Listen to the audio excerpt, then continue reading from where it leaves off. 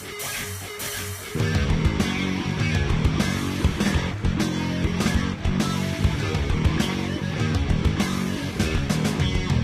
everybody, welcome to the Daily Muddy. I'm Ashley Conrad. Joining me today, Jane Polett with the Quincy Symphony Orchestra. Welcome back. Thank you very much for having me. Absolutely. So I did a little homework on the upcoming production performance combination thereof of the Triumph of the Spirit. I want you to walk me through it, but as I understand, it is kind of a convergence of inspiration, power, rage, all coming together in beautiful, beautiful symphony to tell a story or multiple stories. Right, yes.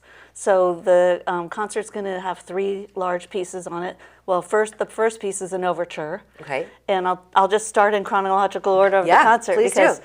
We actually commission every year a composer to write music for the symphony, which is a very difficult thing. If you think about all the voices of a symphony, strings, brass, winds, percussion, it's a lot. It's a big palette to choose from when you're a composer. And so we usually hire this person in the summer a year ago. We hired this person. Her name's Stephanie Berg. Okay. And so that's also exciting, a female composer, which is unusual. Yeah. And she's written an overture for us. It's about 8 or 9 minutes called Thrill Seeker.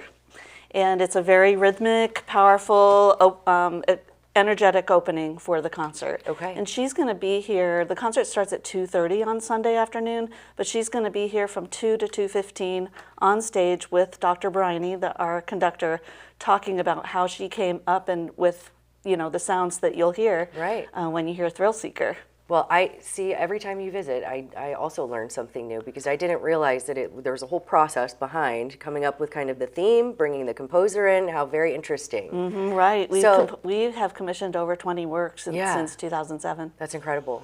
Incredible. Mm-hmm. Now, so you have the first piece and then, so tell me a little bit about the theme behind that. So the composer is... So she knew the other works on the program. Okay. And she knew the instrumentation for the other works of the program, which can be big, large or small, depending on the pieces. And so she used that palette of instruments to make her piece. Okay. And she knew that the theme was going to be triumph, and so and also spiritual. So she came up with this to say, it actually ends on I play violin in the orchestra. Okay. The very top notes of the violin, like if you think about the violin, you get higher and higher and higher. It's like right up at the very top. So you might think, oh my gosh, that's really high. But it's like the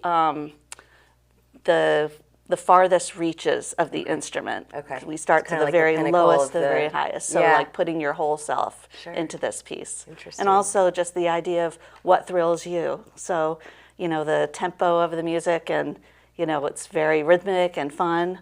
So it's a great way to start out. It'll get people, in the mood. In the mood for a, triumphant and victorious afternoon. Excellent. And then following that piece? Yes, then we have guests. We have the Symphony Chorus and our youth chorus, which is a kinder choir and concert choir. We also have the choruses of John Wood Community College, Quincy University, and Culver-Stockton College joining us. Okay. So over 100 voices and the full orchestra to perform this piece by Leonard Bernstein called Chichester Psalms. Okay. The main word you just remember is Psalms. Yes. The text of the piece is Psalms. There's about 6 different Psalms, and they're everywhere from "The Lord is my shepherd" to "Why do the nations rage?" And that's what the rage comes from. Right. And Leonard Bernstein, an incredibly talented composer and conductor, he wrote this piece in the 60s to be an uplifting piece. So all of the movements, there's 3 movements, it's about 20 minutes, the whole piece together.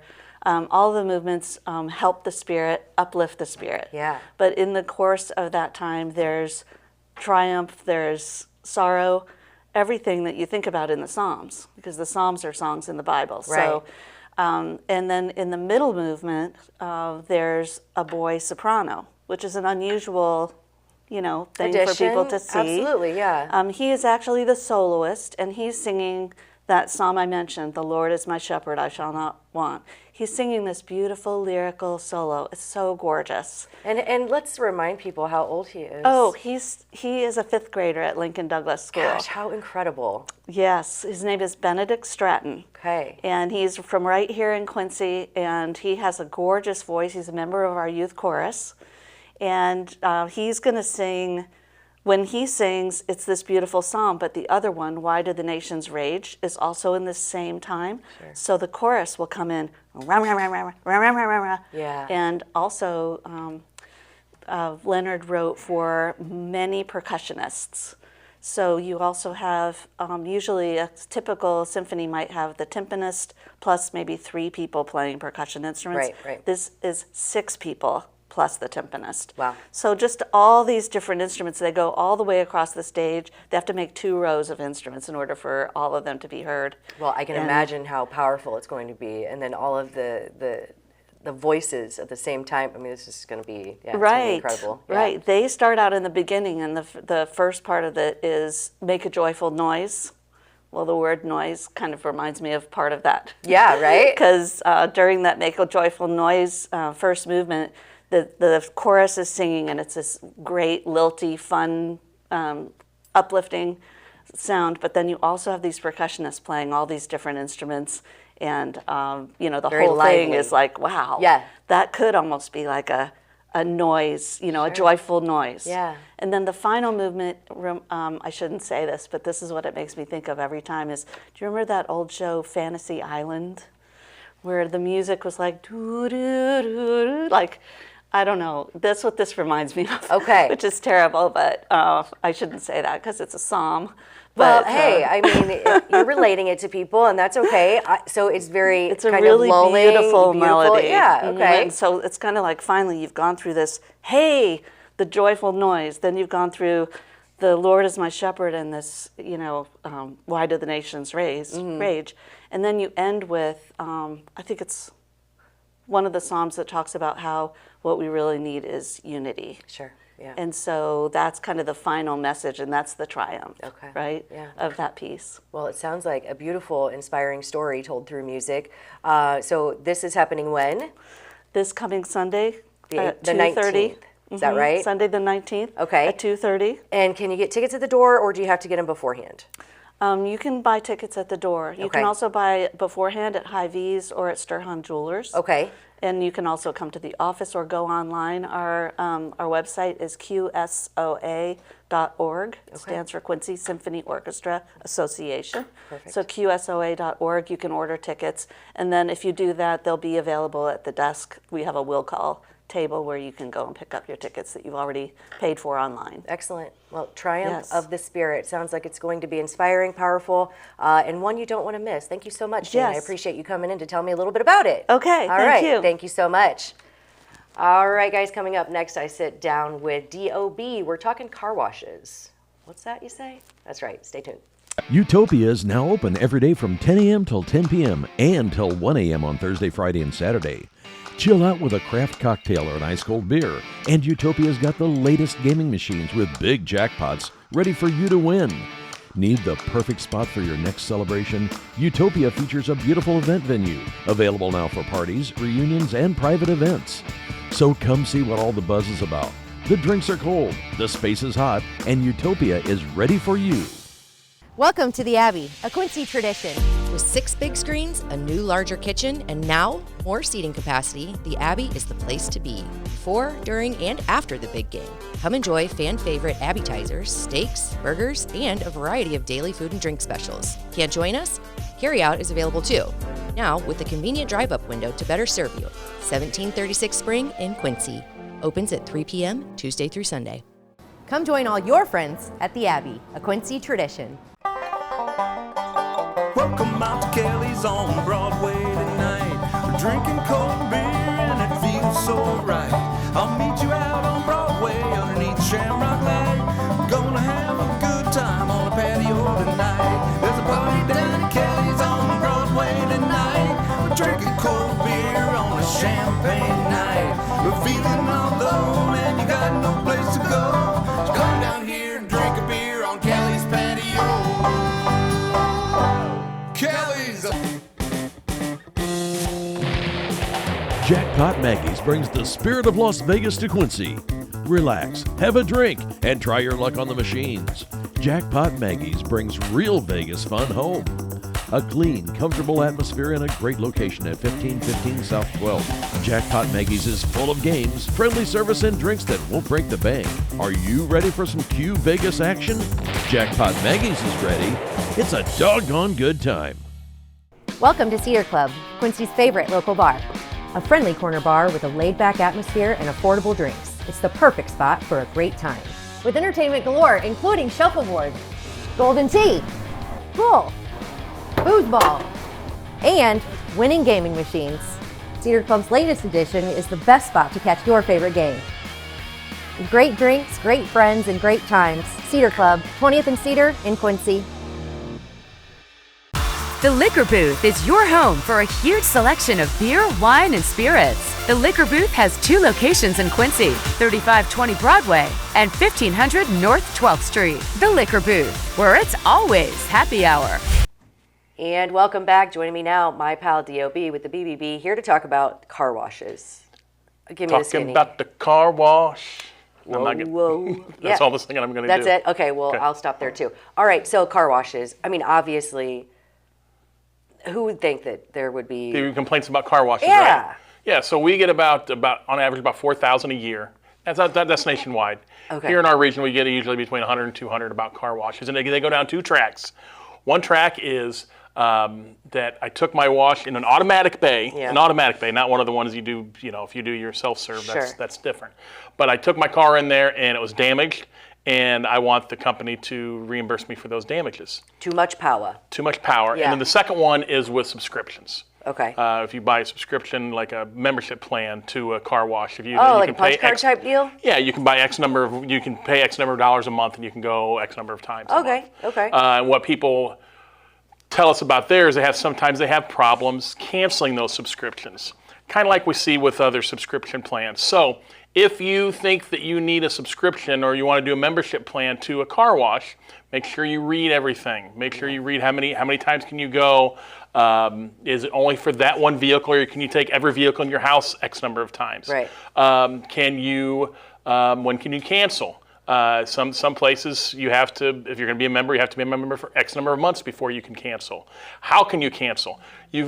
Whenever no member, if it's car washes, gym, the fitness club, whatever that might be, streaming service, you should think about before you sign up. How do I get out before I even sign up? Yeah. Because eventually you're probably not going to want to have that service anymore. Well, I don't wash my car enough. Obviously, I didn't even know these things existed. Yes. Yeah. Very interesting. So you're learning today. I am. I don't know. So I take mine through the automatic every once in a while, but it kind of scares me a little bit because you never know what's going to happen with Correct. it. So I've started using the hand wand, which obviously I've hit my car mirror and stuff too. So what happens if... Dang it. All right, so what happens if I take it through the auto wash and something happens? Well, is there liability on the car wash? There could be, depending on what their rules are. Now, they have very specific, and they usually post it right outside the bay. If your car is X number of years old, if you have a vehicle that's too big, some of those monster trucks that aren't monster trucks, but does your husband drive a big old truck? Yeah, I wouldn't say big O, but it's a big truck, his truck might not fit in the bay, so he might not be able to take it through the automatic. He has to go to the self-serve. So older vehicles, anything that's if you have magnets on the side of your car, they might go and scratch your car. So it's just if you're going to get your winter's worth of gunk off your car right now, just make sure that if you're going to use one of the automatic washes, what you could be liable for if something gets damaged while you're inside of that wash. Yeah. I always worry about, the ones with the tracks. Am I just going to drive down in it? And you give up your control of the car to the track. Right. And we've had complaints from people that get on those, and there have been multi-vehicle collisions inside the bay. So yes. So I'm again, not wrong. Okay. You're not wrong. Now, right. I'm not saying that it sounds like I'm saying, well, never put your car on one of those. No. Because there's plenty that are safe, but sometimes those may malfunction. So you have to, the car is a pretty big investment. Yeah. And some people some people love their vehicles more than they love people. Yeah. I can see that. So you know, make sure that you are you know, that you have an idea of what you're getting into once you go into that bay. Yeah, yeah, and make sure you read the fine print when you're looking at the punch card type dealies, right? The memberships, subscription, membership. Yep. They may charge you a certain, you know, amount per month. Yeah. And you can go a certain number of times, but you know, if I have 4 people in my family, can we take all 4 of our vehicles in on that, or is it just one vehicle? Usually, it's just one vehicle that you can take time after time after time. But again, you have to understand that subscription plan. What does it entail? And again, that before you go to one, you know, check out the business's website or their Facebook or social media to see what kind of restrictions they have and what you might be on the hook for if something goes wrong to your vehicle while it's in their hands, so to say. Right. Absolutely. Or save some money, have your kids do it, or let the rain do it like I do. That's how I do it. I think I let the rain do it, but eventually I'm going to have to break down here soon and run it through something. There's quite a bit of gunk on mine, and it's black, so I really need to do something about it. But all good information. Obviously, this information and more can be found at bbb.org. And if people have any questions on maybe some interactions they've had with car washes or what to look out for, they can always reach out to you. Yeah, give me a call, 217-209-3972. There you go. Be cautious when you're getting all the gunk off of your cars, or do like I do and make your kiddos do it. Yep, there you go. Thanks so much, DOB. I appreciate you. Yep, thanks for having me. Thanks so much. All right, I think that does it for today's Daily. We'll catch you back here tomorrow for Club Muddy.